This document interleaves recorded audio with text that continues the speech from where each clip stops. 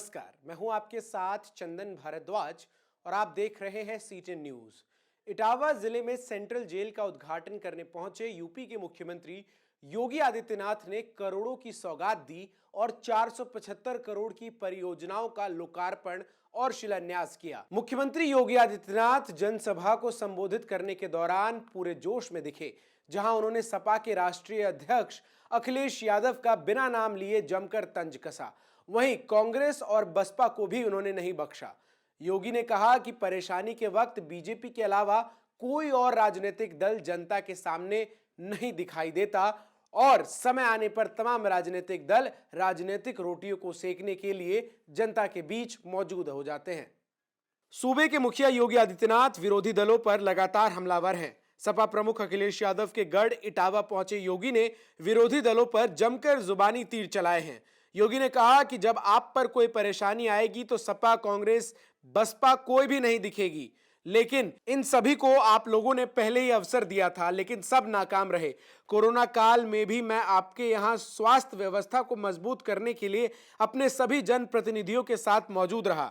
योगी ने इस दौरान अखिलेश यादव पर तंज कसते हुए कहा कि कोरोना के संकट काल में दूसरे दलों के लोग होम आइसोलेशन में थे, बबुआ घर में दुबके हुए बस ट्विटर पर ही खेलते रहे। उनसे कहना कि बबुआ को ट्विटर ही वोट भी दे देगा। अब समय आ गया है जब आप लोग उन्हें घर में ही दुबके रहने पर मजबूर कर दो। वर्तमान में पूरा देश और पूरी दुनिया कोरोना महामारी का सामना कर रही है। आप याद करिए, कोरोना के दौरान भी मैं आपके जिले में दो बार आया था व्यवस्था देखने के लिए। हमारे दोनों विधायक, हमारे माननीय सांसद पूरी मेहनत से जिला प्रशासन के साथ, हेल्थ वर्कर्स के साथ, कोरोना वॉरियर्स के साथ मिलकर के पूरी ईमानदारी के साथ जनता जनार्दन की सेवा कर रही थी। लेकिन दूसरे दलों के लोग होम आइसोलेशन में थे। होम आइसोलेशन में जो आपके संकट के समय में घर में बैठ करके दुबक जाए, तो चुनाव में भी उनको घर में ही दुब के रहने की आवश्यकता है, उनको घर में ही दुबका देना। जो आपके संकट में नहीं खड़ा हो सकते हैं, आपके दुख में सहभागी नहीं हो सकते,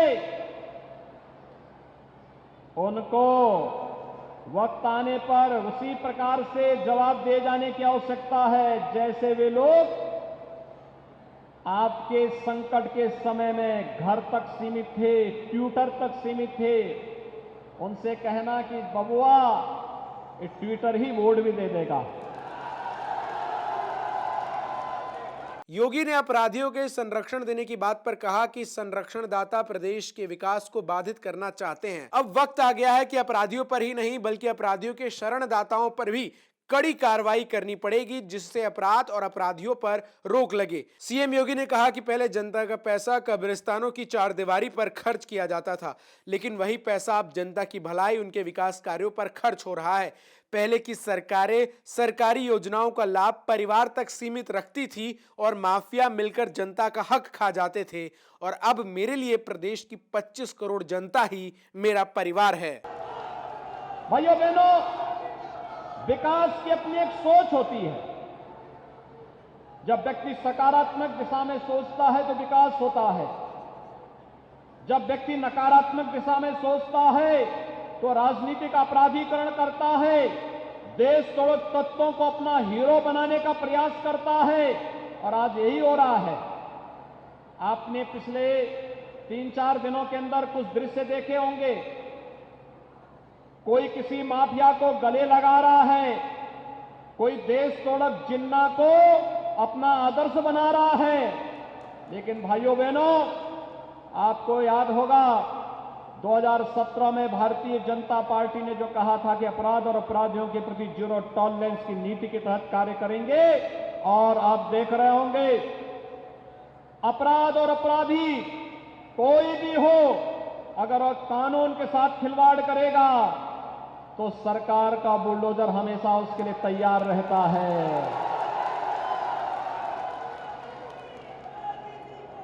और यही नहीं, अब तो हम ये भी बोलना चाहते हैं कि अब अपराध और अपराधियों को ही नहीं, अपराधियों के संरक्षणदाताओं के खिलाफ भी हमें कड़ी कार्रवाई करनी ही पड़ेगी।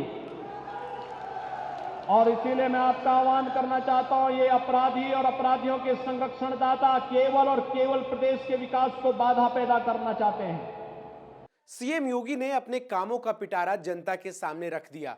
वहीं जनता को लुभाने के लिए कई परियोजनाओं का शिलान्यास भी किया। योगी ने जनता से अपील की है कि जनता आने वाले चुनाव में विपक्षियों को मुंहतोड़ जवाब दे। अब ये तो जनता ही तय करेगी कि आने वाले समय में किसका पलड़ा कितना भारी होगा। आप देख रहे थे CTN न्यूज। देश और दुनिया की तमाम खबरों के लिए जुड़े रहिए हमारे साथ।